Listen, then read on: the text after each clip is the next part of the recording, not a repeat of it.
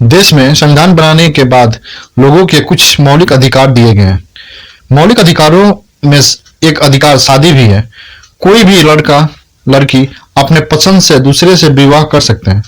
इसमें जात धर्म या क्षेत्र बाधा नहीं बन सकते हैं। लेकिन देश में कुछ रिश्ते ऐसे होते हैं जिनमें शादी नहीं हो सकती है। इन्हें सपिंड विवाह कहते हैं। मौलिक अधिकार होने के बावजूद भी कपल इन रिश्तों में शादी नहीं कर सकते। क्या है सपिंड विवाह? पहले वह समझिए। सपिंड विवाह उन लोगों के बीच होता है जो आपस में खून के बहुत करीबी रिश्तेदार होते हैं। हिंदू मैरिज एक्ट में ऐसे रिश्तों को सपिंड कहा जाता है। इनके तय करने के लिए हिंदू मैरिज एक्ट की धारा 3 में नियम दिए गए हैं।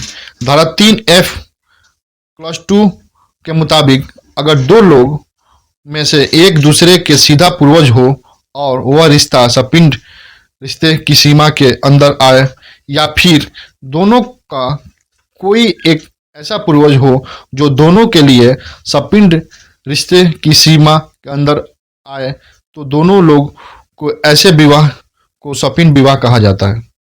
हिंदू मैरिज एक्ट के हिसाब से एक लड़का या लड़की अपनी माँ की तरफ से 3 पीढ़ियां तक किसी से शादी नहीं कर सकती है या नहीं कर सकता।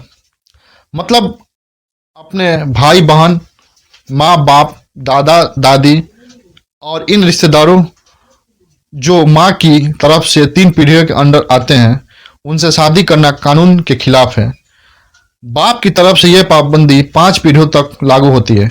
यानी आप अपने दादा, परदादा आदि जैसे दूर के पूर्वजों के रिश्तेदारों से भी शादी नहीं कर सकते या कर सकती है।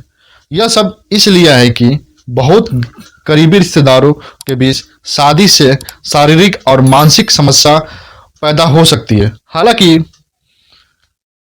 कुछ खास समुदायों में अपने मामा, मौसी या चाचा चाची से शादी करने का रिवाज होता है। ऐसे में एक्ट की तहत उस शादी को मान्यता दी जा सकती है। सपिंड विवाह पर रोक में क्या कोई छूट है?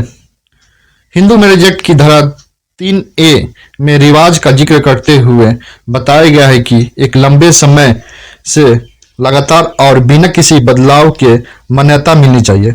साथ ही वो रिवाज इतनी प्रचलित होनी चाहिए कि उस क्षेत्र, कबीले, समूह या परिवार के हिंदू मानने वाले उसका पालन कानूनी की तरह करते हो। यह ध्यान रखना जरूरी है कि सिर्फ पुरानी परंपरा ही काफी नहीं है। अगर कोई रिवाज इन शर्तों को पूरा करता है तो उसे तुरंत मान्यता नहीं दी जाएगी। ये रिवाज स्पष्ट, अजीब नहीं और समाज के हितों के विरुद्ध नहीं होनी चाहिए। सपिंड विवाह को लेकर बाकी देशों में क्या राय है? कई यूरोपीय देशों में ऐसे रिश्तों के लिए कानून भारत की तुलना में कम सख्त है, जिन्हें भारत में गैर कानूनी संबंध या सपिंड विवाह माना जाता है। जैसे फ्रांस में साल 1810 के पिनल कोड के तहत वयस्कों के बीच आपसी सहमति से होने वाले इन रिश्तों को गैर अपराध बना दिया गया था। यह कोड नेपोलियन बोनापार्ट के शासन में लागू किया गया था। आयरलैंड गणराज्य में 2015 में समलैंगिक विवाह को मान्यता तो दी गई, लेकिन इसमें ऐसे रिश्ते शामिल नहीं हैं। अगर ये वीडियो आपको इन्फॉर्मेटिव लगे तो कृपया चैनल को सब्सक्राइब करके हमसे जुड़े। धन्यवाद।